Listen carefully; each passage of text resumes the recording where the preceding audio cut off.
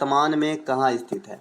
तो जो देसलपुर है ये वर्तमान समय में कच्छ गुजरात में स्थित है। आपको बता दें कि लेटेस्ट जो यूनेस्को में जो है जिसे नॉमिनेट किया गया धौलावीरा, ये भी गुजरात में ही स्थित हड़प्पा कालीन साइट है। तो आपको ये भी याद रखना है। हड़प्पा कालीन समय का जो सबसे ऑथेंटिक काल माना जाता है ये 1750 से 2350 बीसी को माना जाता है। जो हड़प्पा सभ्यता है उसका एक अन्य नाम है सिंधु घाटी की सभ्यता। इसे सिंधु घाटी की सभ्यता भी कहा जाता है। तो आपको ये भी ध्यान रखना है। हड़प्पा काल को कांस्ययुगीन सभ्यता भी कहा जाता है। कांस्ययुगीन सभ्यता भी कहा जाता है। तो आपको ये भी ध्यान रखना है। स्वास्तिक का जो चिन्ह है ये भी हड़प्पा काल का ही देन है। तो आपको ये भी ध्यान रखना है। दोस्तों इसके अलावे जो हड़प्पा काल से जो इम्पोर्टेंट क्वेश्चन एग्जाम में आते हैं ये पूछे जाते हैं कि हड़प्पा काल के सबसे पूर्वी छोर भारत में क्या है, पश्चिमी छोर क्या है, उत्तरी छोर और दक्षिणी छोर। तो बता दें दोस्तों सबसे पूर्वी छोर जो है ये भारत में है आलमगीरपुर है सबसे पूर्वी छोर, और ये कहाँ स्थित है? यूपी में। दक्षिण में है दोस्तों दायमाबाद। दक्षिण में कौन सा है? दायमाबाद, और ये कहाँ है? महाराष्ट्र के अंदर। पश्चिम में है सुरकोटदा। पश्चिम में क्या है? सुरकोटदा। और उत्तर में क्या है? मांडा। मांडा कहाँ है? जम्मू एंड कश्मीर के अंदर। तो आपको ये चारों दिशा जो सबसे अंतिम छोर पे स्थित है भारत में हड़प्पा कालीन स्थल आपको ध्यान रखना है।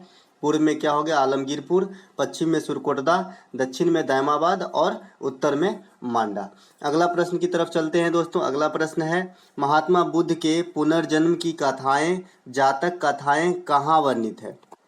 दोस्तों महात्मा बुद्ध की जो पुनर्जन्म की कथा है, जातक कथा है, ये सुत्त पिटक में वर्णित है। बता दें बौद्धों के जो पवित्र ग्रंथ है उसे त्रिपिटक कहा जाता है। क्या? त्रिपिटक कहा जाता है। इसके अंतर्गत 3 भाग हैं जिसमें एक भाग सुत्त पिटक है। तो इसमें बौद्ध के जो है पुनर्जन्म की कथाएं वर्णित है। अन्य 2 भाग का क्या नाम है? तो अधीम पिटक नाम है और विनय पिटक नाम है। तो आपको ये भी ध्यान रखना है। विनय पिटक, अधीम पिटक और सुत्त पिटक, इसे ही त्रिपिटक कहा जाता है जो बौद्धों के पवित्र ग्रंथ हैं। और सुत्त पिटक के अंदर जो है बौद्ध के पुनर्जन्म की जातक कथाएं वर्णित है। महात्मा बुद्ध को क्या कहा जाता है? महात्मा बुद्ध को लाइट ऑफ एशिया कहा जाता है। लाइट ऑफ एशिया कहा जाता है महात्मा बुद्ध को, light of Asia. Mahatma Buddha का जन्म कहाँ हुआ था? तो ये हुआ था लुम्बिनी के अंदर। लुम्बिनी कहाँ है? नेपाल के अंदर। कहाँ? नेपाल के अंदर। महात्मा बुद्ध की मृत्यु कहाँ होती है? कुशीनगर में। कुशीनगर में जो है महात्मा बुद्ध की मृत्यु होती है। और कुशीनगर कहाँ है? उत्तर प्रदेश। उसके बाद महात्मा बुद्ध जो है प्रथम उपदेश कहाँ देते हैं? सारनाथ में। कहाँ देते हैं? सारनाथ में। किस भाषा में? पाली भाषा में। प्रथम उपदेश देने की जो घटना है इसे क्या कहा गया है? धर्म चक्र प्रवर्तन। धर्म चक्र प्रवर्तन कहा गया है। और महात्मा बुद्ध की जो मृत्यु होती है उसे कहा गया है परिनिर्वाण। महापरिनिर्वाण कहा गया है। तो आपको ये भी ध्यान रखना है। इतने क्वेश्चन आपको महात्मा बुद्ध से रिलेटेड याद रखना है। अगला प्रश्न है दोस्तों विष्णु के अवतारों में से सर्वाधिक लोकप्रिय अवतार कौन सा था जिसका वर्णन ऋग्वेद में मिलता है? दोस्तों ये है बराह अवतार। भगवान विष्णु के टोटल 10 अवतार हैं जिसमें से बराह अवतार का वर्णन जो है ऋग्वेद में देखने को मिलता है। दोस्तों ऋग्वेद सबसे प्राचीनतम वेद है। सबसे प्राचीनतम वेद है। चारों वेदों में वेद की संख्या 4 है, आपको मालूम ही होगा। इसमें सबसे पुराना वेद जो है ऋग्वेद है। इसमें 1028 सूक्त और 10 मंडल है। गायत्री मंत्र यहीं से लिया गया है। अगला प्रश्न देखते हैं सिकंदर और राजा पोरस के मध्य हुआ विस्तृता का युद्ध किस नदी के तट पे हुआ था? दोस्तों विस्तृता का युद्ध जो है ये झेलम नदी के तट पे हुआ था। किसने सर्वप्रथम अशोक के स्तंभ को 1750 ईस्वी में खोजने में सफलता प्राप्त की थी? तो जो अशोक के शिलालेख है इसे खोजने का काम टी पैंथलर ने किया था 1750 ईस्वी में। जबकि पढ़ने का काम जो है दोस्तों जेम्स प्रिंसेप के द्वारा किया गया था। किसके द्वारा? जेम्स प्रिंसेप के द्वारा किया गया। तो खोजने का काम टी पैंथलर और पढ़ने का काम जो है जेम्स प्रिंसेप ने किया था। तो आपको ये भी याद रखना है दोस्तों। अशोक जो है मौर्य वंश से संबंधित राजा है, मौर्य राजा है अशोक। अशोक के सबसे अच्छे कामों में सांची का स्तूप है जो उनके जो बनवाए थे, सांची का स्तूप। और ये सांची का स्तूप कहाँ स्थित है? तो ये एमपी के अंदर स्थित है जो अशोक के द्वारा बनवाए गए थे। अशोक जो है कलिंग युद्ध से संबंधित है, कलिंग युद्ध से संबंधित है, और इसी के बाद इनका जो है मेल्ट हो गया था और इन्होंने जो है बौद्ध धर्म स्वीकार कर लिया था। कलिंग युद्ध कब होती है? 261 बीसी में। अशोक जो है बौद्ध धर्म बौद्ध धर्म की दीक्षा किससे ग्रहण किए थे? तो उपगुप्त नामक बौद्ध भिक्षु से जो है बौद्ध धर्म की दीक्षा ग्रहण किए थे। तो अशोक से रिलेटेड इतने प्रश्न आपको ध्यान रखना है। अगला प्रश्न है दोस्तों, पल्लव वंश का सर्वाधिक शक्तिशाली शासक कौन था जिसने खरोष्टी लिपि में तख्ते वही अभिलेख जारी किया था? दोस्तों इनका नाम है गोंदोफार्निस। इन्होंने जो है खरोष्टी लिपि में एक तख्ते वही अभिलेख जारी किया था। बता दें दोस्तों, खरोष्टी लिपि से जो है उर्दू भाषा का जन्म होता है। उर्दू भाषा कहाँ से आई है? खरोष्टी लिपि से। अगला प्रश्न है, हिंदू शाही राजवंश की राजधानी कहाँ थी? तो हिंदू शाही राजवंश की राजधानी उद्भांडपुर थी। कहाँ? उद्भांडपुर। तो आपको ये ध्यान रखना है। अगला प्रश्न दोस्तों, दिल्ली सल्तनत के किस सुल्तान ने अपने दरबार में जैन विद्वान जिन प्रभासूरी और राजशेखर को सम्मानित किया?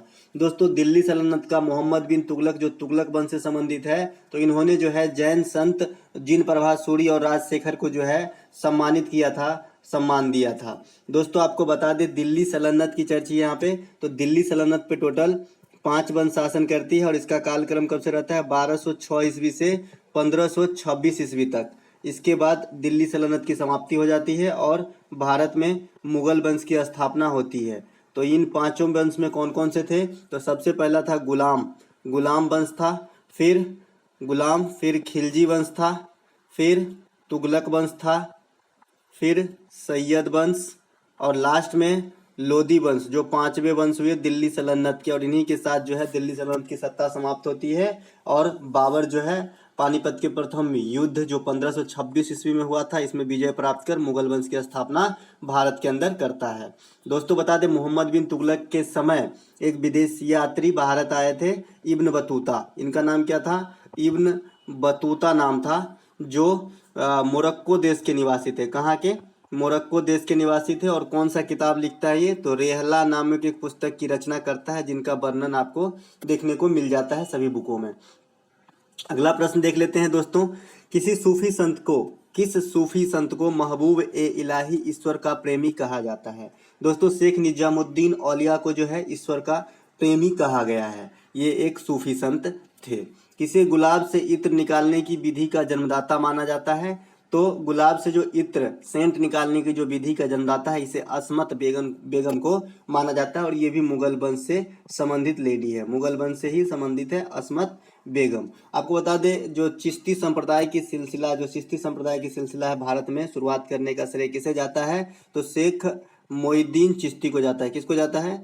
शेख मोइनुद्दीन चिश्ती को। तो आपको ये भी ध्यान रखना है, ये भी एग्जाम में क्वेश्चन आता है कि भारत में चिश्ती संप्रदाय के जो है शुरुआत कारक कौन थे भारत में? तो शेख मोइनुद्दीन चिश्ती। और इनका दरगाह कहाँ स्थित है? तो इनका दरगाह जो है अजमेर राजस्थान के अंदर स्थित है। तो आपको ये भी ध्यान रखना है। अब आते हैं दूसरे टॉपिक, दूसरा जो टॉपिक है इनका नाम है राष्ट्रीय स्वतंत्रता आंदोलन। अब यहाँ से प्रश्न आएंगे। 11 नंबर प्रश्न है, 1857 में हुए विद्रोह का नेतृत्व गोरखपुर में किसने किया? दोस्तों 1857 के विद्रोह में जो अलग अलग जगह से अलग अलग लोग नेतृत्व कर रहे थे, तो गोरखपुर से कर रहे थे गजाधर सिंह। जैसे लखनऊ से बेगम हजरत महल कर रहे थे, कानपुर से तात्या टोपे, नाना साहब वगैरह कर रहे थे। तो इसी प्रकार यहाँ पर गोरखपुर दिया है, यहाँ से कौन कर रहे थे? गजाधर सिंह। दोस्तों उस समय मुगल बादशाह कौन था? तो बहादुर शाह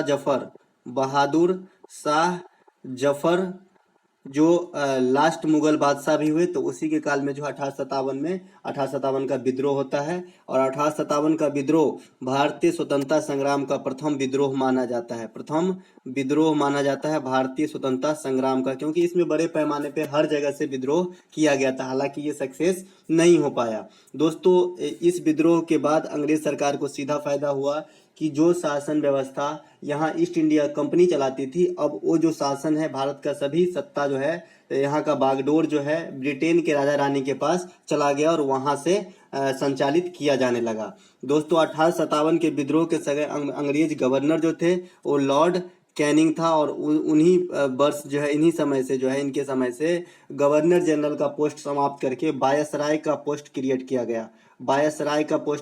गया। इसीलिए लॉर्ड कैनिंग को भारत का प्रथम वायसराय भी कहा जाता है। 1857 के विद्रोह का तत्कालिक कारण जो है चर्बी वाले कारतूस को माना जाता है। और ये जो 1857 का विद्रोह कब शुरू हुआ था, तो 10 मई 1857 को चालू हुआ था। कहाँ से? मेरठ उत्तर प्रदेश से। तो आपको ये भी याद रखना है। अगला प्रश्न देखते हैं दोस्तों।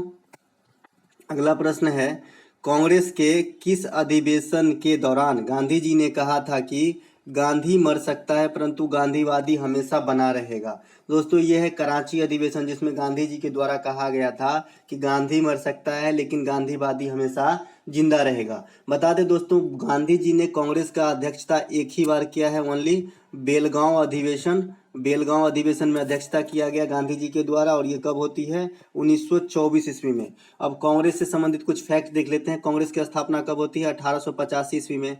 किसके द्वारा किया जाता है? एओ ह्यूम के द्वारा। और एओ ह्यूम का उपनाम क्या है? Hermit of Shimla. शिमला का संत भी इसे कहा जाता है। कांग्रेस के प्रथम जो अध्यक्ष थे तो इनका नाम है WC बनर्जी, व्योमेश चंद्र बनर्जी जो है प्रथम अध्यक्ष थे कांग्रेस के।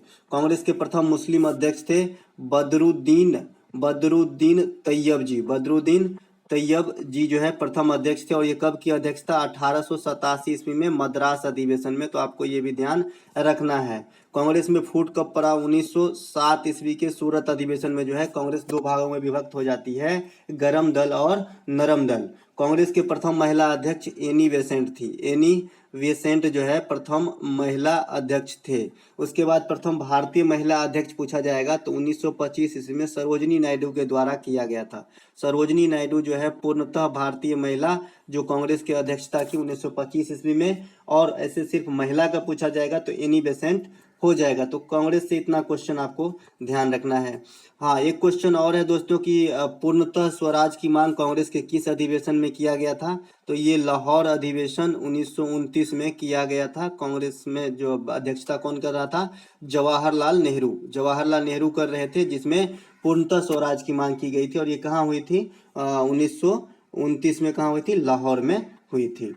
एक प्रश्न आ गया है जिसने किसने कहा था कि बंगाल का विभाजन 16 अक्टूबर 1905 हमारे ऊपर वज्र की तरह गिरा है? तो ये है दोस्तों सुरेंद्र नाथ बनर्जी। दोस्तों बंगाल का विभाजन किस अंग्रेज के काल में होता है? लॉर्ड कर्जन के काल में किया गया था। लॉर्ड कर्जन के काल में किया गया था। और इस विभाजन के उपलक्ष्य में कौन सा आंदोलन चलाया गया था? तो स्वदेशी आंदोलन चलाया गया था। कौन सा? स्वदेशी आंदोलन चलाया गया था। तो आपको ये भी ध्यान रखना है, 1905 में स्वदेशी आंदोलन चलाया गया था। अगला प्रश्न है, किसने 13 अप्रैल 1919 को हुए जालियाबाग हत्याकांड को जानबूझकर की गई क्रूर हत्या कहा? तो ये कहा दोस्तों CF एंड्रयूज। CF एंड्रयूज का उपनाम क्या है? दीन बंधु। वहीं देश बंधु किसे कहा जाता है? चितरंजन दास को। और दीन बंधु CF एंड्रयूज को। तो इन्होंने जो 13 अप्रैल 1919 को जालियावाला बाग जो अमृतसर में स्थित है वहां पे एक हत्याकांड हुआ था, तो इनको कहा है कि जानबूझकर की गई क्रूर हत्या है। तो ये कथन जो है CF एंड्रयूज का है। बता दें दोस्तों 13 अप्रैल 1919 को जो जालियावाला बाग हत्याकांड हुआ उस समय अंग्रेज गवर्नर कौन थे? तो चेम्सफोर्ड थे। कौन? चेम्सफोर्ड थे, लॉर्ड चेम्सफोर्ड। लेकिन गोली चलाने की आज्ञा जो दिया था वो ओ डायर दिया था। वहां का मेयर था ओ डायर, तो इन्होंने ही गोली चलवाया था। बाद में जनरल ओ डायर को जो हत्या है किसके द्वारा किया गया? उधम सिंह के द्वारा। उधम सिंह के द्वारा जो है किया गया। तो आपको ये भी ध्यान रखना है। अगला प्रश्न देख लेते हैं, किस क्रांतिकारी ने 1909 ईस्वी में कर्नल बैली की हत्या लंदन में की थी? तो दोस्तों कर्नल बैली की हत्या 1909 में लंदन में जाके कौन करता है? मदनलाल धिंगरा। अभी उधम सिंह जो है किन की हत्या करते हैं? जनरल ओ डायर की। तो आपको ये ध्यान रखना है। 5 मार्च 1931 को एक गांधी इरविन समझौते को किसने सांत्वना पुरस्कार कहा था? एश्योरेंस अवार्ड की संज्ञा दिया है। किसने कहा था कि जो गांधी इरविन समझौता है ये एक सांत्वना पुरस्कार है? तो ये कहा था दोस्तों एलन कैम्बल जॉनसन के द्वारा। गांधी इरविन समझौता महात्मा गांधी और लॉर्ड इरविन के बीच 5 मार्च 1931 को हुआ था। एक अगला क्वेश्चन है, किस क्रांतिकारी ने भारत छोड़ो आंदोलन के दौरान बलिया में पहली समांतर सरकार स्थापित की? तो इनका नाम है चीतू पांडे। दोस्तों भारत छोड़ो आंदोलन कब हुआ था? 1942 ईस्वी में। और इसी आंदोलन में महात्मा गांधी के द्वारा करो और मरो का नारा दिया था। करो और मरो का नारा दिया गया था भारत छोड़ो आंदोलन के दौरान, जो कब होती है? 1942 के ईस्वी में। अगला प्रश्न देख लेते हैं, किस क्रांतिकारी ने 18 अप्रैल 18 अप्रैल 1930 को चटगांव स्थित ब्रिटिश शस्त्रागार पर धावा बोलकर हथियारों की लूटपाट की। तो दोस्तों ये है सूर्यसेन, वहाँ का जो हथियार खाना था, आयुधशाला, उस पे जो है धावा बोल के वहाँ के सारे जो है हथियार वगैरह, उपकरण वगैरह लूट लिए। तो ये किनके द्वारा किया गया? सूर्यसेन के द्वारा। इनका उपनाम क्या है? मास्टर दा। अगला प्रश्न देख लेते हैं, किसने 1924 ईस्वी में कानपुर में हिंदुस्तान रिपब्लिक एसोसिएशन की स्थापना की? 1924 में कानपुर में हिंदुस्तान रिपब्लिक एसोसिएशन की स्थापना जो है सचिंद्र सान्याल के द्वारा किया गया था। कांग्रेस ने स्वराज प्रस्ताव वर्ष 1905 में पारित किया। प्रस्ताव का उद्देश्य क्या था? तो दोस्तों ये प्रस्ताव का जो उद्देश्य था ये था स्वशासन सुनिश्चित करना। दोस्तों ये स्वराज की खाली प्रस्ताव रखा गया था, लेकिन पूर्ण स्वराज की मांग जो है आपको हमने पहले बताया 1929 ईस्वी में लाहौर अधिवेशन में किया गया था। तो ये 1905 में सिर्फ स्वराज का प्रस्ताव ही रखा गया था। अगला प्रश्न देख लेते हैं। अगला प्रश्न है दोस्तों कि किस अधिनियम द्वारा भारत में प्रत्यक्ष निर्वाचन प्रणाली की शुरुआत हुई? और ये टॉपिक है भारतीय राज्य व्यवस्था एवं संविधान। तो दोस्तों भारत में जो प्रत्यक्ष निर्वाचन प्रणाली की शुरुआत हुई है भारत सरकार अधिनियम 1919। भारत सरकार अधिनियम 1919 का एक जो है बहुत ही फेमस नाम है मॉन्टेग्यू चेम्सफोर्ड योजना। मॉन्टेग्यू चेम्सफोर्ड योजना भी कहा जाता है इसे, तो आपको ये भी ध्यान रखना है। अगला एक प्रश्न है, संविधान के निर्माण में 2 वर्ष 11 महीना 18 दिन का समय लगा था। लगभग कितने रुपए की खर्च हुई थी इन कामों पे? तो इनमें लगभग 64 लाख रुपए का, उस समय का 64 लाख रुपए आप अंदाजा लगा सकते हैं, इतने रुपए की खर्च हुई थी। बता दें दोस्तों संविधान सभा की जो प्रथम बैठक हुई थी ये हुई थी 9 दिसंबर 1946 को। 9 दिसंबर 1946 को प्रथम बैठक होती है और अस्थायी अध्यक्ष के रूप में किसे चुना गया था? सच्चिदानंद सिन्हा को। किसे? ये क्वेश्चन बार बार रिपीट होता है एग्जाम में। सच्चिदानंद सिन्हा जी को जो है अस्थायी अध्यक्ष बनाया गया था। बाद में 2 दिन के बाद 11 दिसंबर 1946 को दूसरी बार संविधान सभा की बैठक होती है और इसमें अस्थायी अध्यक्ष के रूप में किसे चुना जाता है? डॉक्टर राजेंद्र प्रसाद को। डॉक्टर राजेंद्र प्रसाद को जो है अस्थायी अध्यक्ष के रूप में चुना जाता है। उसी के 2 दिन के बाद 13 दिसंबर 1946 को उद्देश्य प्रस्ताव जो है पारित किया जाता है। उद्देश्य प्रस्ताव जो है पारित किया जाता है किसके द्वारा? जवाहरलाल नेहरू के द्वारा। तो आपको ये भी ध्यान रखना है, क्वेश्चन अलग से पूछा जाता है कि संविधान सभा में उद्देश्य प्रस्ताव किसके द्वारा पारित किया गया था? तो जवाहरलाल नेहरू के द्वारा। कब? 13 दिसंबर 1946 को। तो दोस्तों अगर आप 9 दिसंबर 1946 से और हमारा संविधान कब अंगीकार किया गया? 26 नवंबर 1949 को, इन दोनों में अगर आप डिफरेंस करेंगे तो आप जो है पाएंगे 2 वर्ष 11 महीना 18 दिन का समय होता है। तो इतना ही समय हमारे संविधान को बनने में लगा था। जबकि पूर्ण रूप से संविधान कब लागू होता है? 26 जनवरी 1950 को। तो आपको इतना बात ध्यान रखना है संविधान सभा से। और एक और क्वेश्चन आता है कि जो संविधान सभा का प्रारूप समिति के अध्यक्ष कौन थे? तो दोस्तों प्रारूप समिति के अध्यक्ष जो है भीमराव अंबेडकर थे। साथ ही साथ प्रारूप समिति में कुल कितने सदस्य थे ये भी क्वेश्चन आ जाता है। तो प्रारूप समिति में 6+1 टोटल जो है 7 सदस्य थे। अगला प्रश्न देख लेते हैं दोस्तों, भारतीय संविधान में न्यायिक पुनरावलोकन की अवधारणा किस देश से लिया गया है? तो दोस्तों न्यायिक पुनरावलोकन जो है अमेरिका के संविधान से लिया गया है। साथ ही साथ मौलिक अधिकार भी अमेरिका के संविधान से ही लिया गया है। मौलिक अधिकार की जो धारणा है भारतीय संविधान में, जो अभी कितने हैं? 6, तो ये जो है अमेरिका के संविधान से ही लिया गया है। पहले 7 मौलिक अधिकार हुआ करता था, अब सिर्फ 6 ही मौलिक अधिकार बचा हुआ है। बता दें दोस्तों अमेरिका का संविधान विश्व में सबसे पुरानी संविधान है। अगला प्रश्न देख लेते हैं, भारतीय संविधान के किस अनुच्छेद में ऐसा वर्णन मिलता है कि किसी राज्य की किसी भी व्यक्ति को विधि के समक्ष समता या विधियों के समान संरक्षण से वंचित नहीं करेगा? तो दोस्तों अनुच्छेद 14 जो है ये समता का अधिकार प्रदान करता है कि किसी भी आदमी को विधियों के समान संरक्षण प्रदान किया जाएगा, सबको एक जैसा संरक्षण प्रदान किया जाएगा। साथ ही साथ कुछ और आर्टिकल देख लेते हैं, जैसे अस्पृश्यता का अंत। अस्पृश्यता का अंत जो है, अस्पृश्यता का अंत जो है ये अनुच्छेद 17 में कहा गया है। 18 में क्या है? आर्टिकल 18 में है उपाधियों का अंत। उपाधियों का अंत, लेकिन ये कुछ मामले तक सेना वगैरह पर लागू नहीं होता। उपाधियों का अंत 19 में दिया है मौलिक अधिकार से संबंधित, जैसे आप वाक एवं स्वतंत्रता का अधिकार, भाषण एवं अभिव्यक्ति का अधिकार है 19 में। उसके बाद हम 21 में आ जाएंगे। 21 में आता है निजता का अधिकार। इसे प्राण एवं दैहिक स्वतंत्रता का अधिकार भी कहा जाता है। प्राण एवं दैहिक स्वतंत्रता का अधिकार ही कहा जाता है और ये किसी भी परिस्थिति में नहीं बदलता है। जैसे युद्ध आदि का भी स्थिति हो तो आदमी का जिंदगी जीने का अधिकार जो है ये नहीं बदला जा सकता। इसे निजता का अधिकार या प्राण एवं दैहिक स्वतंत्रता का अधिकार कहा गया है। अब आते हैं आर्टिकल 23, ये है मानव तस्करी पे रोक। मानव तस्करी पे जो ह्यूमन ट्रैफिकिंग है उस पे रोक है।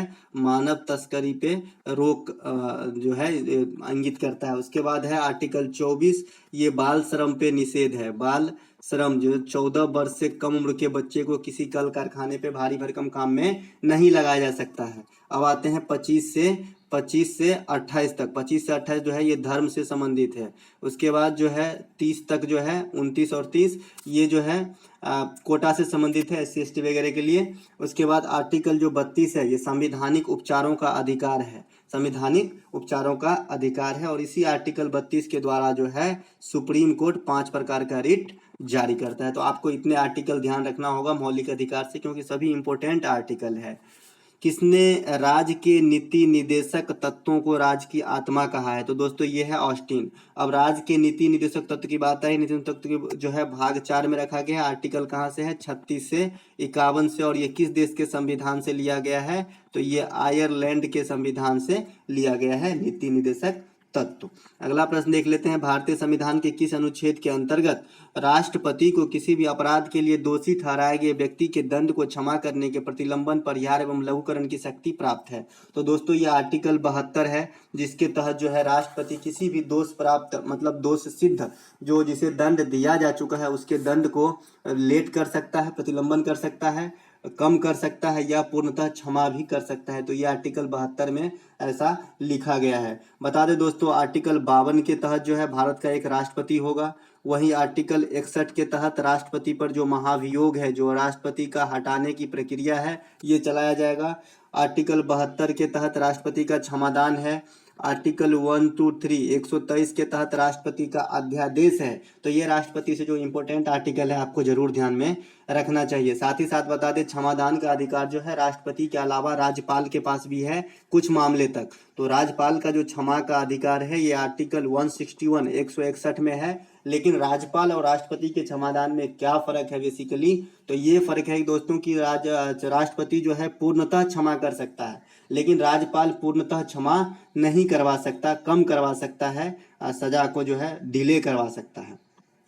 अगला प्रश्न देखते हैं, किस राष्ट्रपति ने सर्वाधिक 4 प्रधानमंत्रियों के साथ कार्य किया? तो दोस्तों ये है डॉक्टर शंकर दयाल शर्मा। इन्होंने सबसे अधिक 4 प्रधानमंत्रियों के साथ काम किया।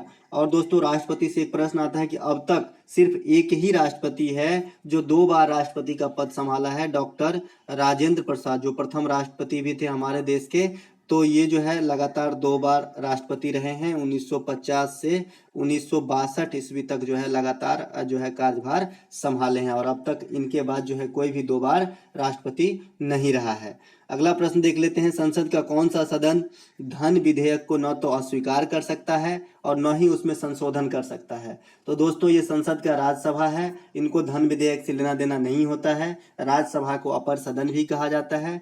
भारतीय संसद जो है भारतीय संसद के 3 अंग हैं, राज्यसभा, लोकसभा, राज्यसभा, लोकसभा और राष्ट्रपति। इन तीनों को मिलकर भारतीय संसद का जो है फॉर्मेशन हुआ है।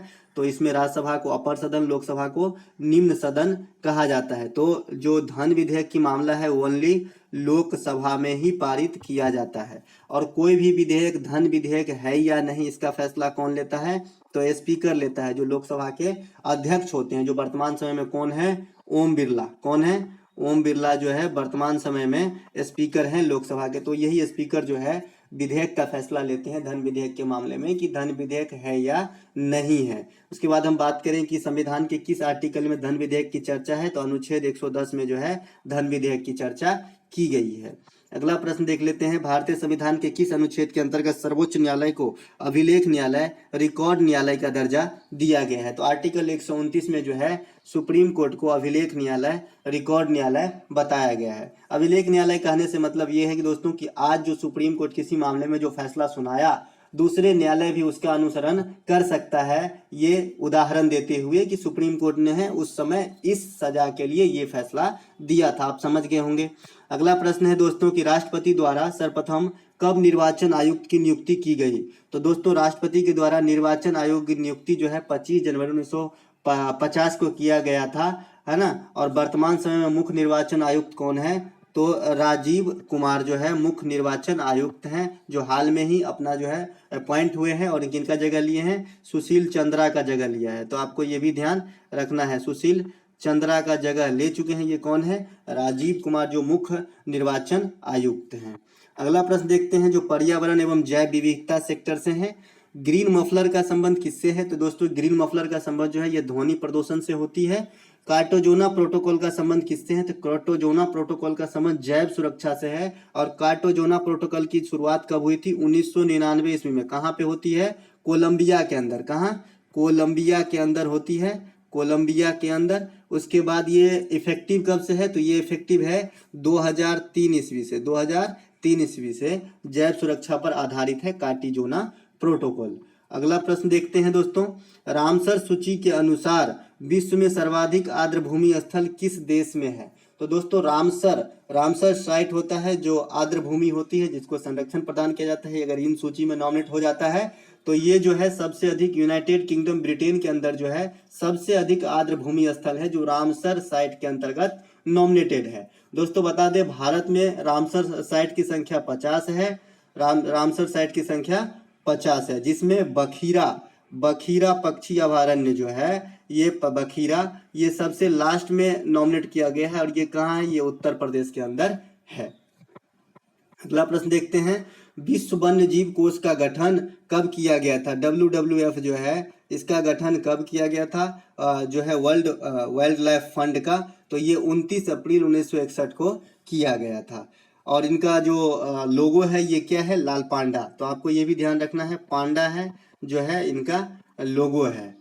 अगला प्रश्न देख लेते हैं दोस्तों, हर वर्ष 5 जून को विश्व पर्यावरण दिवस मनाया जाता है, इस बार भी मनाया गया। तो 2022 का थीम क्या था? ये करंट सेक्शन से क्वेश्चन आ गया है। तो इस बार का जो थीम था दोस्तों ये था ओनली वन अर्थ, केवल एक पृथ्वी है, ऐसा इनका थीम रहा है। साथ ही साथ थीम से क्वेश्चन आया तो मैं आपको बता दूं, जो 21 जून को जो योगा दिवस मनाते हैं, तो 21 जून 2022 के योगा दिवस का थीम क्या रहा था? तो योगा फॉर ह्यूमैनिटी था। योगा फॉर ह्यूमैनिटी, मानवता के लिए योगा, इस प्रकार का थीम था इस बार के योगा दिवस का। अगला प्रश्न देख लेते हैं दोस्तों, पर्यावरण की सुरक्षा मूल कर्तव्य है, इनका उल्लेख किस संविधान संशोधन द्वारा अनुच्छेद 51 के क में किया गया था? बता दें दोस्तों कि 51 के क में जो है जोड़ा गया है 42वां संविधान संशोधन के द्वारा। मौलिक कर्तव्य संविधान का पहले अंग नहीं था, ये बाद में जोड़ा गया है संविधानिक संशोधन के द्वारा। और ये किस समिति की अनुशंसा पे किया गया है? तो ये किया गया है दोस्तों स्वर्ण सिंह समिति की अनुशंसा पर। स्वर्ण सिंह समिति की अनुशंसा पर 42वां संविधान संशोधन होती है, जिसके अंतर्गत जो है मौलिक कर्तव्य जोड़े गए हैं। वर्तमान में मौलिक कर्तव्य की संख्या कितने हैं? तो मौलिक कर्तव्य की संख्या 11 है, जो किस आर्टिकल में है? संविधान 51 के ए में ऐड है। और 42वां संविधान संशोधन को और क्या कहा जाता है? तो 42वां संविधान संशोधन को भारत के संविधान के लिए लघु संविधान का दर्जा भी दिया गया है, लघु संविधान की दर्जा दिया गया है। 42वां संविधान संशोधन से ही जो शिक्षा का अधिकार वर्तमान में समवर्ती सूची का विषय है, शिक्षा का अधिकार वर्तमान माफ कीजिएगा, खाली शिक्षा जो है ये समवर्ती सूची का विषय है। वर्तमान समय में ये पहले राज्य सूची का विषय हुआ करता था, बाद में 42वां संविधान संशोधन 1976 के द्वारा इसे समवर्ती सूची में लाया गया था। और भी बहुत सारी चीज 42वें संविधान संशोधन के अंतर्गत होती है, इसीलिए इसे लघु संविधान की दर्जा दिया गया है। अगला प्रश्न देख लेते हैं, केंद्रीय पर्यावरण अभियंत्रण संस्थान ये कहाँ है? तो ये नागपुर में नीरी स्थित है। बुक्सा बाघ परियोजना कहाँ स्थित है? तो ये स्थित है दार्जिलिंग पश्चिम बंगाल में। दोस्तों अभयारण्य, नेशनल पार्क और टाइगर रिजर्व से संबंधित हमने एक कंप्लीट वीडियो बना रखा है, अगर आपने अभी तक नहीं देखा है तो वीडियो जरूर देखें, इस प्रकार के क्वेश्चन आपको क्लियर हो जाएंगे। तो बुक्सा बाघ परियोजना कहाँ स्थित है टाइगर रिजर्व? तो ये दार्जिलिंग पश्चिम बंगाल में है। साथ ही साथ पश्चिम बंगाल में और कौन सा टाइगर रिजर्व है? तो सुंदरबन टाइगर रिजर्व भी पश्चिम बंगाल में है। ये दोनों ही टाइगर रिजर्व पश्चिम बंगाल में है। अगला प्रश्न देख लेते हैं, किसे पृथ्वी ग्रह के फेफड़ों की संज्ञा दिया। दोस्तों पृथ्वी के जो है, पृथ्वी जो ग्रह है, 8 ग्रहों में से एक पृथ्वी हमारा ग्रह है। फिर पृथ्वी का फेफड़ा किसे कहा गया है, तो ये अमेजन वर्षा वन को कहा गया है, जो विश्व में सबसे बड़ा वन है। भारत का पहला हिम तेंदुआ जो स्नो लियोपार्ड है, संरक्षण केंद्र कहाँ स्थापित हुआ है, तो ये हुआ है दोस्तों उत्तरकाशी के भैरव घाटी में। ये उत्तराखंड में किया गया है। सबसे पहला जो है स्नो लियोपार्ड के लिए संरक्षण केंद्र जो खोला गया है, ये उत्तराखंड में खोला गया है। करंट सेक्शन का क्वेश्चन है। अगला प्रश्न देख लेते हैं दोस्तों कि पर्यावरण में ग्रीन हाउस प्रभाव में वृद्धि होती है। तो दोस्तों ग्रीन हाउस प्रभाव में वृद्धि कब होगी, जब कार्बन डाइऑक्साइड के मात्रा बढ़ेगी, यानी कार्बन डाइऑक्साइड के कारण जो है ग्रीन हाउस प्रभाव में वृद्धि होती है। इससे क्या क्या हो सकता है, असमय वर्षा होना, समय पर वर्षा नहीं होना, मतलब ये जो अपना ग्लेशियर है उनका जरूरत से ज़्यादा पिघल जाना, ये सब कारण हो सकती है ग्रीन हाउस प्रभाव के कारण। और ये क्यों होती है, कार्बन डाइऑक्साइड के वृद्धि होने के कारण। तो ग्रीन हाउस गैसेस कौन कौन से हैं, कार्बन डाइऑक्साइड हैं, मीथेन इत्यादि भी ग्रीन हाउस गैस के अंतर्गत ही आते हैं। अगला प्रश्न देख लेते हैं, क्योटो प्रोटोकॉल का संबंध किससे है। दोस्तों क्योटो प्रोटोकॉल ये बहुत ही इंपॉर्टेंट प्रोटोकॉल है। इसका संबंध है जलवायु परिवर्तन से। क्योटो प्रोटोकॉल का संबंध किससे है, जलवायु परिवर्तन से। अगला क्वेश्चन देखते हैं, लिविंग प्लेनेट रिपोर्ट कौन जारी करता है। जो लिविंग प्लेनेट रिपोर्ट है ये जारी करता है world wide fund for nature द्वारा, WWF के द्वारा जो है ये living planet report world wide fund for nature के द्वारा जो है किया जाता है। अगला प्रश्न देख लेते हैं, पृथ्वी के वायुमंडल में ऑक्सीजन की मात्रा कितनी है। दोस्तों ऑक्सीजन को प्राण वायु भी कहा जाता है। तो ऑक्सीजन की जो है मात्रा पृथ्वी के वायुमंडल में लगभग 20.9 यानी लगभग 21% के जो है करीब है। और साथ ही साथ वायुमंडल में सबसे अधिक परसेंटेज किस गैस की होती है, तो नाइट्रोजन की सबसे अधिक परसेंटेज होती है, जो कितने हैं, लगभग 78% है। तो आपको ये भी ध्यान रखना है। अब ऑक्सीजन और नाइट्रोजन इन दोनों गैस से ही आप पाएंगे कि 99% गैसेज जो है वायुमंडल में इन्हीं दो का जो है जगह है, और 1% में अन्य सभी गैस संलग्न है। अगला प्रश्न देख लेते हैं, पृथ्वी के कार्बन चक्र में कार्बन डाइऑक्साइड की मात्रा को नहीं बढ़ाता है। दोस्तों कार्बन डाइऑक्साइड की मात्रा को नहीं बढ़ाने वाली जो प्रक्रिया है ये है प्रकाश संश्लेषण। प्रकाश संश्लेषण में कार्बन डाइऑक्साइड की मात्रा जो है संतुलित होती है, क्योंकि पेड़ पौधे जो है प्रकाश संश्लेषण के दौरान कार्बन डाइऑक्साइड ग्रहण करता है और ऑक्सीजन को जो है उत्सर्जन करता है। हालांकि रात में पेड़ पौधे जब सूरज की प्रकाश नहीं होती है तो वो भी ऑक्सीजन ही ग्रहण करते हैं, उस समय कार्बन डाइऑक्साइड वो भी छोड़ते हैं। लेकिन जब तक सूरज की प्रकाश और क्लोरोफिल मौजूद होती है तो उनका जो है प्रकाश संश्लेषण की क्रिया चलती रहती है, जो पौधों को जो है इससे ऊर्जा प्राप्त होती है, भोजन प्राप्त होती है, और हमें जो है ऑक्सीजन की प्राप्ति होती है। तो इस मात्रा में जो है कार्बन डाइऑक्साइड की कमी होती है और ऑक्सीजन की प्राप्ति होती है। अगला प्रश्न देखते हैं, विश्व का सबसे बड़ा ग्लोबल कार्बन उत्सर्जक देश कौन सा है। तो सबसे बड़ा कार्बन उत्सर्जक देश विश्व में जो है ये है चीन, क्योंकि यहाँ पे स्वाभाविक सी बात है, सबसे अधिक कल कारखाने हैं, सबसे अधिक कार्बन उत्सर्जन यही करेंगे। अगला प्रश्न है दोस्तों, पिछली शताब्दी में पृथ्वी के औसत तापमान की कितनी वृद्धि हुई। तो पिछली शताब्दी में जो है पृथ्वी के औसत टेम्परेचर में जो वृद्धि आंका गया, ये 0.8 सेल्सियस की वृद्धि जो है मापा गया था। अगला है, किसके नेतृत्व में अंटार्कटिका सर्वेक्षण टीम ने 1985 में अंटार्कटिका के ऊपर वायुमंडलीय ओजोन की अल्पता का प्रत्यक्षदर्शी प्रमाण प्रस्तुत किया है। जो कहा गया है दोस्तों कि अंटार्कटिका के ऊपर जो है ओजोन के लेयर में एक छेद देखा गया है, तो इसका जो है नेतृत्व कौन कर रहा था, जो ये बताने का काम किया, तो ये है जोसेफ फॉरमैन। बहुत ही अच्छा क्वेश्चन है कि ओजोन का लेयर जो है अंटार्कटिका के ऊपर घट रहा है, और किस कारण से घट रहा है, CFC के उपयोग से। CFC क्लोरोफ्लोरोकार्बन के उपयोग से है ओजोन के लेयर पतली हो रही है। और ओजोन परत हमें किस रूप में फायदेमंद है, तो जो अल्ट्रावायलेट UV किरण आती है इसको जो है सीधे हमारे पृथ्वी पे रोकने आने से रोकती है। प्रति वर्ष ओजोन दिवस कब मनाया जाता है, तो 16 सितंबर को जो है प्रति वर्ष ओजोन दिवस के रूप में मनाते हैं। तो आपको ये भी ध्यान रखना है, ओजोन गैस का सूत्र क्या होता है, O3 होता है, आपको ये भी ध्यान रखना है। अगला प्रश्न देख लेते हैं, नीति आयोग ने कब से राज्य ऊर्जा और जलवायु सूचकांक राउंड 1 शुभारंभ किया। दोस्तों नीति आयोग ने जो है 11 अप्रैल 2022 से जलवायु इंडेक्स राउंड 1 का शुभारंभ कर लिया है। ये भी करंट सेक्शन से क्वेश्चन है। बता दें दोस्तों, भारत में नीति आयोग जो है ये योजना आयोग का स्थान लिया है, योजना आयोग का स्थान ले लिया है। योजना आयोग की स्थापना कब हुई थी? 1950 ईस्वी में। इसे समाप्त कर दिया गया 2015 ईस्वी में, और इसका स्थान कौन लिया है? नीति आयोग। साथ ही साथ नीति आयोग का अध्यक्ष या योजना आयोग जब तक था तब तक योजना आयोग का अध्यक्ष कौन होता था? तो प्रधानमंत्री। तो प्रधानमंत्री ही वर्तमान में नीति आयोग के अध्यक्ष होते हैं। आपको ये भी ध्यान रखना है। किस देश को दुनिया में कार्बन निगेटिव देश के रूप में माना जाता है? अभी सबसे अधिक कार्बन उत्सर्जक देश आपने चीन देखा था, अब यहाँ पे है कार्बन निगेटिव देश के रूप में माना जाता है, तो ये है भूटान। भूटान को जो है कार्बन निगेटिव देश के रूप में माना जाता है। भूटान की राजधानी कहाँ है? तो भूटान की राजधानी है थिम्पू। तो आपको ये भी ध्यान रखना है। अगला प्रश्न देख लेते हैं जो भारत एवं विश्व के भूगोल से आएंगे।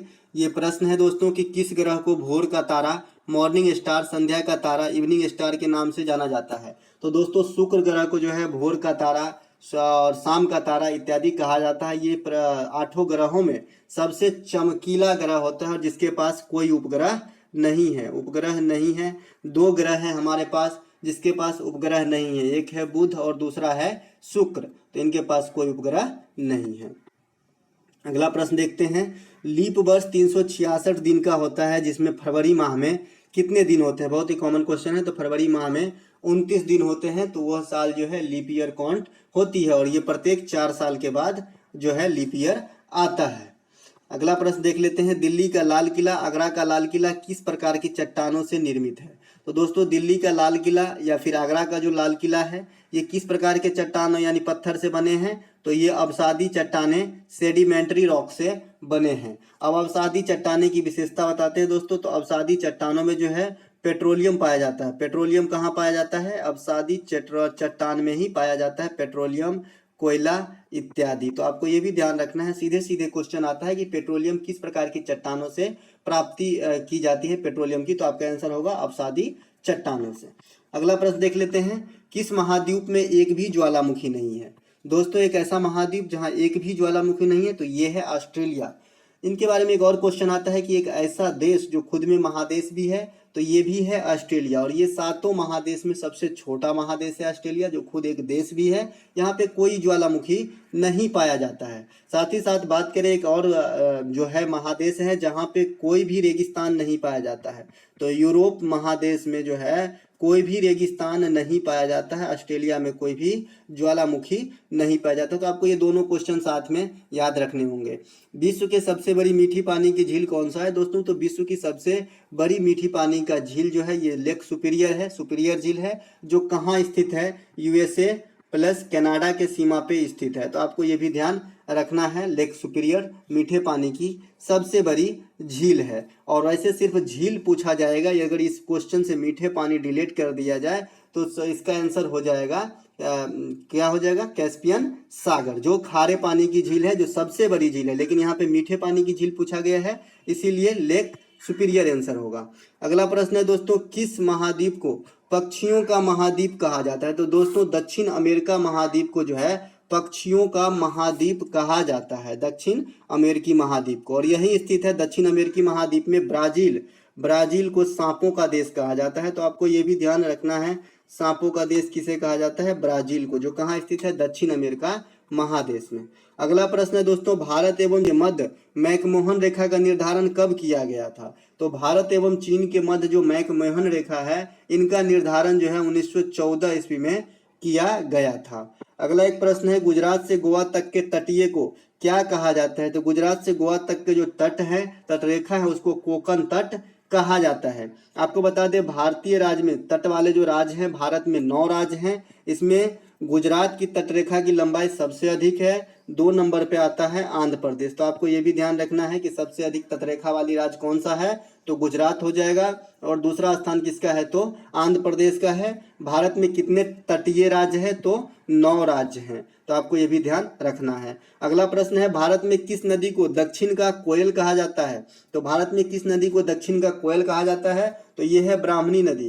ब्राह्मणी नदी जो है मेन रूप से किस राष्ट्र में बहता, मतलब राज्य में बहती है? तो ये ओडिशा में बहती है और इसे ओडिशा का शोक भी कहा जाता है, ब्राह्मणी नदी को, तो आपको ये भी ध्यान रखना है। साथ ही साथ बिहार का शोक जो है कोसी नदी को कहा जाता है, असम का शोक जो है ब्रह्मपुत्र नदी को कहा जाता है। इस प्रकार का जो है क्वेश्चन एग्जाम में आ जाता है।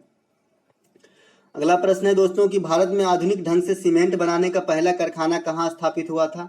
तो दोस्तों आधुनिक ढंग से सीमेंट बनाने की कारखाना जो है चेन्नई में 1904 में लगाया गया था। अब अगला सेक्शन है भारतीय अर्थव्यवस्था, इकोनॉमिक्स से क्वेश्चन आएंगे। तो भारत में वस्तु एवं सेवा कर जीएसटी को कब से लागू किया गया? तो दोस्तों जीएसटी जो लगाया गया था, जीएसटी सबसे पहले इसका फुल फॉर्म क्या होता है? Goods and service taxes. तो ये जो लगाया गया था 1 जुलाई 2017 से, और सबसे पहले कहाँ लगा था? तो असम में लगाया गया था भारत के अंदर। दोस्तों जीएसटी किस प्रकार का टैक्स का उदाहरण है? तो ये अप्रत्यक्ष कर का जो है उदाहरण है। अप्रत्यक्ष कर, टैक्स दो प्रकार के होते हैं, डायरेक्ट कर और इनडायरेक्ट कर। तो ये इनडायरेक्ट कर है, अप्रत्यक्ष कर है। इसका फुल फॉर्म हमने बता दिया। ये कब से लागू होती है? तो ये लागू होती है 1 जुलाई 2017 से। प्रथम लागू करने वाला राज्य कौन सा है? असम है। और जीएसटी अधिकतम कितने लगाया जा सकता है? तो अधिकतम जो है इसकी जो है 28% लिमिट है, 28% तक जीएसटी लगाया जा सकता है।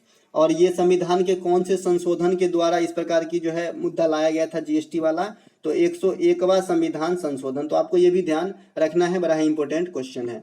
अगला प्रश्न है दोस्तों कि गणतंत्र भारत का पहला आम बजट किसके द्वारा पेश किया गया था? दोस्तों गणतंत्र भारत यानी 1950 में जब हमारा संविधान लागू हो जाता है 26 जनवरी को, उसके बाद जो है बजट कौन पेश किया था पहला? तो ये है जॉन मथाई। जॉन मथाई जो है गणतंत्र भारत के प्रथम बजट पेश करने वाले आदमी थे। वहीं स्वतंत्र भारत की प्रथम बजट की बात करता तो ये सन्मुखम शेट्टी हो जाता। सन्मुखम शेट्टी जो है ये स्वतंत्र भारत के बजट पेश करने वाले हैं, जबकि गणतंत्र भारत के प्रथम बजट पेश करता जॉन मथाई हैं। वह क्षेत्र जो भारत के सकल घरेलू उत्पाद जीडीपी, ग्रॉस डोमेस्टिक प्रोडक्ट में सर्वाधिक योगदान देता है, ये है तृतीयक क्षेत्र। जीडीपी में सबसे अधिक योगदान देने वाला क्षेत्र जो है भारत के वर्तमान समय में ये तृतीयक क्षेत्र है। तृतीयक क्षेत्र यानी सेवा क्षेत्र है। पहला क्षेत्र को क्या कहते हैं? प्राथमिक क्षेत्र को, कृषि वगैरह जो है प्राथमिक क्षेत्र के अंतर्गत आता है। हालांकि भारत में सबसे अधिक रोजगार जो है प्राथमिक क्षेत्र से ही प्राप्त होती है। अधिकांश जो जनता है इसी प्राथमिक क्षेत्र में लगा हुआ है, कृषि कार्य में लगा हुआ है। लेकिन जीडीपी में योगदान जो है तृतीयक क्षेत्र का सबसे अधिक है। अगला प्रश्न है भारत में सबसे पहले अर्थशास्त्री जिन्होंने वैज्ञानिक दृष्टि से राष्ट्रीय आय की गणना किया था। तो दोस्तों वैज्ञानिक दृष्टि से राष्ट्रीय आय का जो गणना किए थे ये थे BKRB राव। वैसे भारत के अर्थशास्त्र अर्थव्यवस्था के लिए सबसे पहले राष्ट्रीय आय की गणना करने का श्रेय जो है दादा भाई नौरोजी को जाता है। दादा भाई नौरोजी जो है ये सबसे पहले भारत के लिए प्रति व्यक्ति आय की जो है गणना किया था। यहाँ पे ये राष्ट्रीय आय की बात कर रहा है, तो ये किए थे BKRB राव। अगला प्रश्न है दोस्तों कि बांग्लादेश की जो मुद्रा है इसका क्या कहा जाता है? बांग्लादेश का मुद्रा को, तो इनको कहा जाता है टका। बांग्लादेश की राजधानी कहाँ है? ढाका। बांग्लादेश की राजधानी कहाँ है? ढाका। अगला प्रश्न देखते हैं 1 जुलाई 1955 को इंपीरियल बैंक का राष्ट्रीयकरण करने के बाद यह किस नाम से जाना गया? दोस्तों इंपीरियल बैंक जिसकी स्थापना कब हुई थी? 1921 में 3 बैंकों को मिला के। तो 1 जुलाई को जो है 1 जुलाई 1955 को इंपीरियल बैंक क्या बन जाता है? SBI ऑफ इंडिया, भारतीय स्टेट बैंक बन जाता है इंपीरियल बैंक। और इंपीरियल बैंक की स्थापना कब होती है? 1921 में 3 बैंकों को मर्ज करके बनाया गया था। बाद में 1955 में इसे ही SBI बना दिया गया, जो भारत में वर्तमान समय में सार्वजनिक क्षेत्र का सबसे बड़ा बैंक है। अगला प्रश्न देख लेते हैं अमेरिकी डॉलर, ब्रिटिश पाउंड, जापानी येन यानी अमेरिका का डॉलर, ब्रिटिश में जो पाउंड चलता है, जापान में येन, यूरोप में मुद्रा यूरो। इस तरह के भारतीय रुपये को भी अलग पहचान बनाने के लिए जो आर का साइन है, जो रॉ का साइन है, वो कब स्वीकार किया गया? 15 जुलाई 2010 को। और इनके जो बनाने वाला ये डिजाइनर कौन है? तो उदय कुमार, डी उदय कुमार जो है इनके डिजाइनर रहे हैं। तो आपको ये भी ध्यान रखना है। भारत में ने अपनी पहली मानव रिपोर्ट कब जारी की थी? तो दोस्तों भारत ने अपनी पहली मानव रिपोर्ट जारी किया था अप्रैल 2002 में। अगला एक प्रश्न है कि नए उद्यमों को बढ़ावा और युवाओं में उद्यमता को प्रोत्साहन देने के लिए स्टार्टअप इंडिया कार्यक्रम कब जो जारी किया गया था? तो 16 जनवरी 2016 को जो है स्टार्टअप जो कार्यक्रम जो है स्टार्टअप इंडिया, इसका शुभारंभ किया गया था माननीय प्रधानमंत्री नरेंद्र मोदी के द्वारा। और बता दें दोस्तों कि 16 जनवरी को जो है इंडिया में स्टार्टअप डे मनाने की घोषणा भी कर दिया गया है। अगला प्रश्न देखते हैं कि विश्व में सर्वाधिक पशुओं की संख्या किस देश में है। तो विश्व में सर्वाधिक पशुओं की संख्या जो है दोस्तों ये भारत के अंदर ही है। अब जो दूसरे सेक्शन से है, ये सेक्शन है सामान्य विज्ञान एवं तकनीकी। यहाँ से प्रश्न देखते हैं। पहला प्रश्न है, स्टार्च को जल एवं अपघटन से ग्लूकोज बनाने वाला एंजाइम कौन है। जो स्टार्च को स्टार्च का जब जल अपघटित हो जाता है तो ग्लूकोज बन जाता है, तो ये एंजाइम जो है कौन है, भाग लेता है इसमें। तो ये एमाइलेज नामक जो है एक एंजाइम है। दोस्तों बता दें, खाना का जो पचना है मुख से प्रारंभ हो जाता है। मुख से प्रारंभ हो जाता है, आपको मालूम ही होगा, जिसमें लार से निकलने वाली जो एंजाइम है वो खाना को पचाने पे काम करता है। तो ये खाना में जो है घुलित स्टार्च को पचाने पे ही काम करता है। मुख में जो लार निकलती है टाइलिन, ये स्टार्च को पचाते हैं जो लार से निकलती है, तो आपको ध्यान रखना होगा। अगला प्रश्न है, इंदिरा गांधी परमाणु अनुसंधान केंद्र कहाँ स्थित है। दोस्तों इंदिरा गांधी परमाणु अनुसंधान केंद्र बेंगलुरु के अंदर स्थित है। आराम से बैठा व्यक्ति प्रति मिनट कितनी बार सांस ले सकता है। तो जो व्यक्ति आराम से बैठा हुआ है, दौड़ उड़ नहीं रहा है, चल नहीं रहा है, तो ये प्रति मिनट जो है 12 से 20 यानी 12 से 18 एक एवरेज है, 12 से 20 बार सांस ले सकता है। वहीं हृदय स्पंदन की गति क्या है नॉर्मल वे में। तो नॉर्मल वे में है 72 बार जो है आपका नाड़ी धड़कता है। और ये चीज जो है नवजात में या शिशुओं में, या फिर आप जब दौड़ रहे हो, चल रहे हो, तो ज्यादा भी हो जाता है। अगला प्रश्न देख लेते हैं, मूत्र का रंग किस कारण से पीला होता है। दोस्तों मूत्र का रंग जो है पिगमेंट जो है यूरोक्रोम नामक पिगमेंट है, इसके कारण जो है मूत्र का रंग पीला हो जाता है। और यूरोक्रोम का निर्माण कैसे होता है शरीर में। तो हीमोग्लोबिन के विखंडन से। हीमोग्लोबिन जिसके कारण खून का रंग लाल होता है। और हीमोग्लोबिन का मुख्य काम क्या है, शरीर के विभिन्न पार्ट में ऑक्सीजन का वहन करना। तो जब इनका विखंडन होता है तो यूरोक्रोम का निर्माण होता है, और इन्हीं यूरोक्रोम के कारण जो है मूत्र का रंग पीला हो जाता है।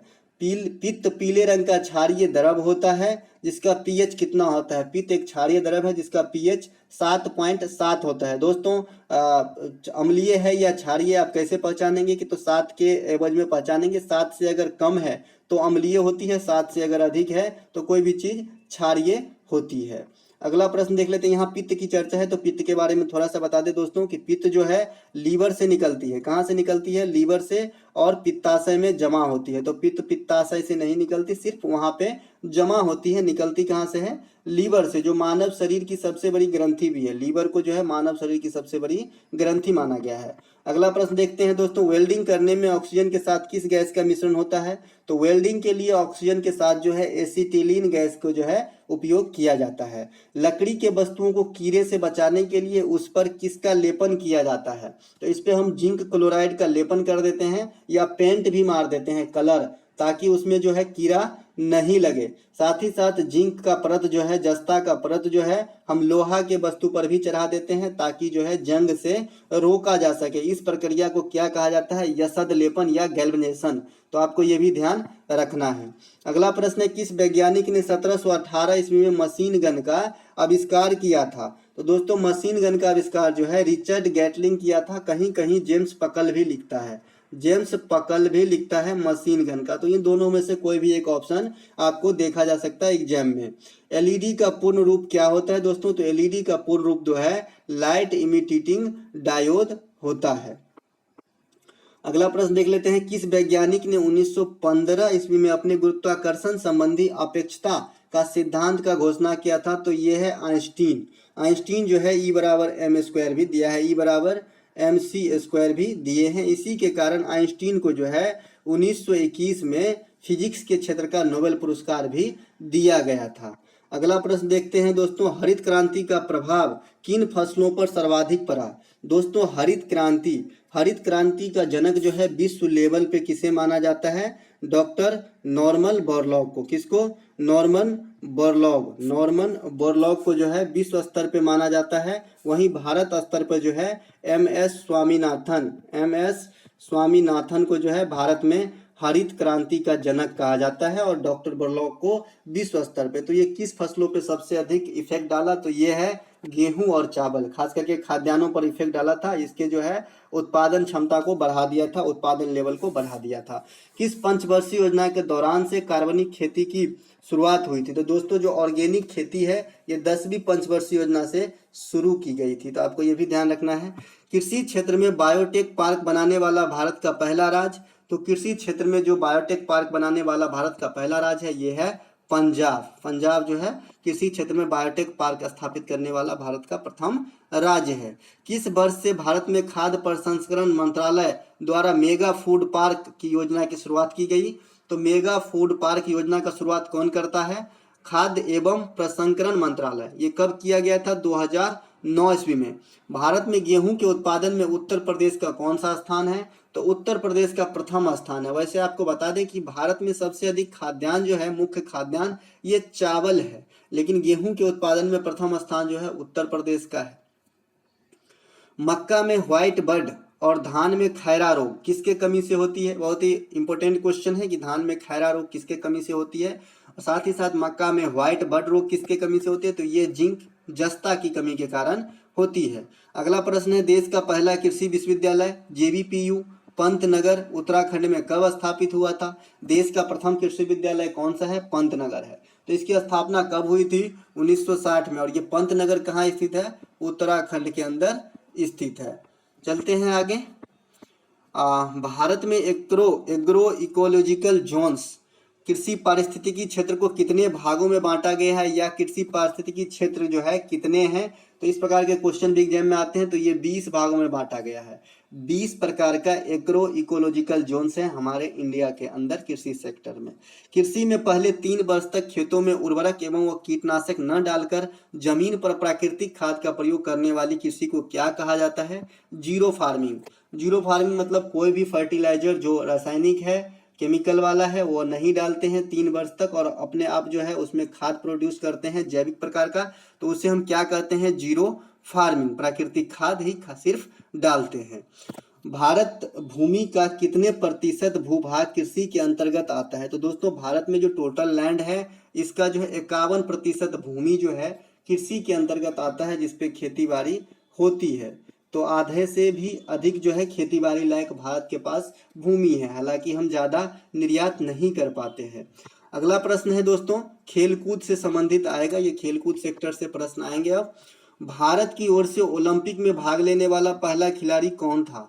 दोस्तों ओलंपिक में भाग लेने वाला पहला खिलाड़ी भारत की तरफ से जो व्यक्तिगत रूप से था, ये नॉर्मन प्रिचार्ड था। और ये कब भाग लेता है? 1900 ईस्वी में। 1900 ईस्वी का ओलंपिक कहाँ होती है?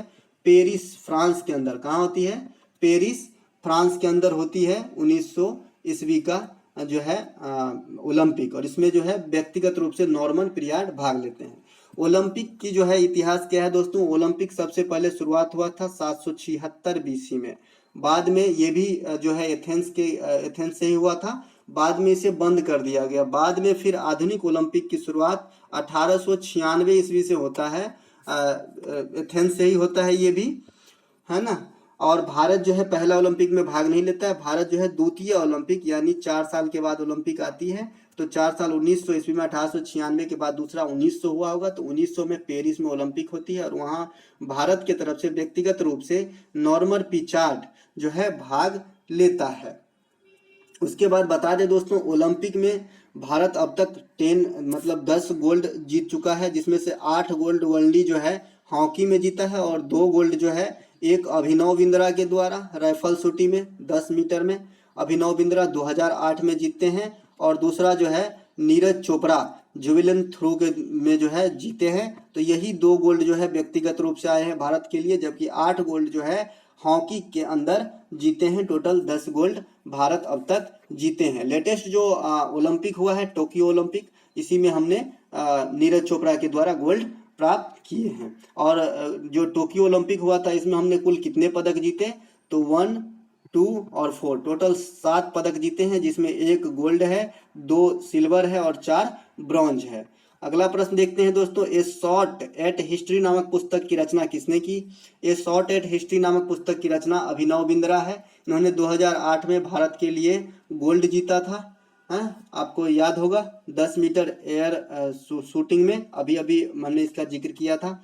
एशियाई खेलों का प्रारंभ नई दिल्ली में कब होती है? तो एशियाई खेलों का प्रारंभ जो नई दिल्ली से हुआ था, ये कब हुआ था? 4 मार्च 1951 को। वहीं पे राष्ट्रमंडल खेलों का आयोजन कब हुआ था? तो 1930 ईस्वी को। और ये कहाँ से होता है राष्ट्रमंडल खेल की शुरुआत? तो हैमिल्टन कनाडा से होता है। कहाँ से? हैमिल्टन कनाडा से शुरुआत होती है राष्ट्रमंडल खेलों की, कब से? 1930 ईस्वी में। वहीं एशियाई खेल कहाँ से होती है? दिल्ली 1951 ईस्वी से। चीन का राष्ट्रीय खेल क्या है? चीन का राष्ट्रीय खेल है टेबल टेनिस। चीन का राष्ट्रीय खेल क्या है? Table tennis. 9 जनवरी 2022 को भारत के 73वें शतरंज ग्रैंड मास्टर कौन बने थे? ये करंट का क्वेश्चन है, तो ये है भरत सुब्रमण्यम।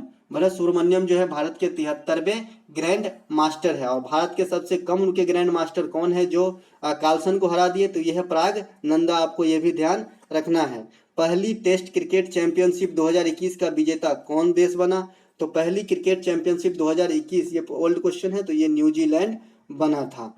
अगला प्रश्न है दोस्तों कि आगा खां कप किस खेल से संबंधित है? तो दोस्तों आगा खां कप जो है ये हॉकी से संबंधित है। साथ ही साथ आगा खां पैलेस कहाँ स्थित है? तो आगा खां पैलेस जो है ये पूना के अंदर स्थित है, पुणे के अंदर स्थित है। तो आपको ये भी ध्यान रखना है। अगला प्रश्न है भारत 14 बार के चैंपियन इंडोनेशिया को फाइनल में हराकर बैडमिंटन के किस कप का पहली बार विजेता बना है? अभी अभी हाल की घटना है ये। तो ये थॉमस कप पे जो है भारत ने अधिकार बना लिया है इंडोनेशिया को हरा के, जो 14 बार थॉमस कप के विजेता है। आपको बता दें दोस्तों कि बैडमिंटन में थॉमस कप जो है ये ओनली पुरुष ही खेल सकता है, सिर्फ पुरुष ही खेल सकता है। वहीं बैडमिंटन के जो उबेर कप हैं ये सिर्फ महिला के लिए हैं। उबेर कप जो है ये भी बैडमिंटन से संबंधित है, इसमें ओनली महिलाएं ही भाग लेती हैं। और थॉमस कप ये भी बैडमिंटन से है, इसमें सिर्फ पुरुष ही भाग लेती हैं, जो भारत ने इस बार अपने नाम किया है। अगला प्रश्न देख लेते हैं दोस्तों कि 32वीं एशियाई कुश्ती का आयोजन कहाँ हुआ, जहां भारत के रवि कुमार दहिया ने एकमात्र गोल्ड जीता। रवि कुमार दहिया जो है कुश्ती खेलते हैं भारत की तरफ से। तो ये 32वीं एशियाई कुश्ती का आयोजन हुआ था उलान बटोर, जो मंगोलिया की राजधानी है। तो यहाँ पे जो है एक गोल्ड हमने प्राप्त किया है, एकमात्र गोल्ड। तो ये किसके द्वारा प्राप्त किया गया है? रवि कुमार दहिया के द्वारा। अब आपको बता दें दोस्तों कि मंगोलिया जो है यहाँ पे क्या स्थित है जो फेमस है? तो मंगोलिया में जो है एशिया का सबसे बड़ा रेगिस्तान जो गोबी है, गोबी रेगिस्तान, ये मंगोलिया में ही स्थित है। वैसे विश्व में सबसे बड़ा रेगिस्तान कौन सा है? सहारा रेगिस्तान है। अब ये टॉपिक है कंप्यूटर ज्ञान, यहाँ से कंप्यूटर से क्वेश्चन आएंगे। वह कौन सा प्रिंटर है जिसका उपयोग आमतौर पर डेस्कटॉप छपाई के लिए किया जाता है? तो दोस्तों डेस्कटॉप छपाई के लिए लेजर प्रिंटर ये सबसे अच्छा प्रिंटर माना जाता है, इसका उपयोग किया जाता है। भारत में इंटरनेट का विकास माना जाता है। तो दोस्तों भारत में इंटरनेट का विकास जो है अर्पानेट परियोजना को जो है माना जाता है, अर्पानेट परियोजना को। हालांकि अब तो बहुत सारे सेक्टर जैसे रेलवे वगैरह में रेल नेट वगैरह आ गया है, लेकिन इंटरनेट परियोजना की शुरुआत जो है अर्पानेट जो है परियोजना से माना जाता है। वेब ब्राउजर जिसको नेक्सस के नाम से जाना जाता है, किसे कहा जाता है? तो वेब ब्राउजर जो है जिसे नेक्सस कहा जाता है ये है वर्ल्ड वाइड वेब, WWW। इसके संस्थापक कौन थे? टिम बर्नर्ली। कौन? टिम बर्नर्ली जो है WWW के संस्थापक थे, WWW के। इसका फुल फॉर्म क्या होता है? वर्ल्ड वाइड वेब, जिसे क्या कहा जाता है? नेक्सस। तो आपको ध्यान रखना है। ट्विटर पर ट्रेंडिंग के लिए कौन सा सिंबल का प्रयोग किया जाता है? ट्विटर, फेसबुक, जैसे फेसबुक है वैसे एक ट्विटर है, सोशल साइट है। तो इस पे जो है ट्रेंडिंग के लिए कौन से जो है सिंबल का प्रयोग करते हैं? तो हैशटैग का प्रयोग करते हैं। आप देख रहे हैं यहाँ पे हैश है। इंटरनेट एक्सप्लोरर का निर्माण किसने किया था? दोस्तों इंटरनेट एक्सप्लोरर जो है इसका निर्माण जो है माइक्रोसॉफ्ट के द्वारा किया गया था। पहला इलेक्ट्रॉनिक कंप्यूटर एनियक पहला इलेक्ट्रॉनिक कंप्यूटर था। तो ये किसके द्वारा बनाया गया था? दोस्तों ये प्रेस्पर एकर्ट और जॉन मोस्ले के द्वारा बनाया गया था पहला इलेक्ट्रॉनिक कंप्यूटर। दोस्तों कंप्यूटर का पिता जो है चार्ल्स बेबेज को कहा जाता है। सुपर कंप्यूटर का पिता जो है सैमुअल क्रे को कहा जाता है, सैमुअल क्रे को कहा जाता है सुपर कंप्यूटर का पिता। भारत में सुपर कंप्यूटर का पिता कहा जाता है विजय भटकर को जो है भारत में सुपर कंप्यूटर का पिता कहा जाता है। भारत का प्रथम सुपर कंप्यूटर कौन सा था दोस्तों? तो परम 8000 भारत का प्रथम सुपर कंप्यूटर था। भारत में सुपर कंप्यूटर के देखरेख कौन से संस्था के द्वारा किया जाता है? तो CDAC संस्था के द्वारा किया जाता है, जो कहाँ स्थित है? पुणे। ये सुपर कंप्यूटर के देख रख रखाव से संबंधित संस्था है। कंप्यूटर की वर्तमान में कौन सी पीढ़ी चल रही है? तो 5वीं जनरेशन चल रही है। सभी जनरेशन में कंप्यूटर का जो उपयोग किया गया था प्रथम में निर्वात का किया गया था, दूसरे में ट्रांजिस्टर का, तीसरे में आईसी चिप का, चौथा में माइक्रो प्रोसेसर का और पांचवा में आर्टिफिशियल इंटेलिजेंस का प्रयोग किया गया है। तो आपको ये भी ध्यान रखना है कंप्यूटर से। अगला प्रश्न देखते हैं, विश्व कंप्यूटर साक्षरता दिवस कब मनाया जाता है? दोस्तों, विश्व कंप्यूटर साक्षरता दिवस प्रतिवर्ष 2 दिसंबर को मनाया जाता है। तो आपको ये भी ध्यान रखना है। सुपर कंप्यूटर की गति किस इकाई में मापी जाती है? जो सुपर कंप्यूटर की गति होती है, अभी हमने कहा कि सुपर कंप्यूटर का पिता किसे कहा जाता है? सैमुअल क्रे को कहा जाता है। भारत में विजय भटकर को कहा जाता है। आप ये बहुत इंपॉर्टेंट क्वेश्चन है, आपको याद रखना चाहिए। तो इसकी गति जो है किस में मापते हैं? तो ये मेगा फ्लॉप्स में मापा जाता है। दोस्तों, ये था सार संग्रह का वीडियो। मिलते हैं एक नए वीडियो के साथ।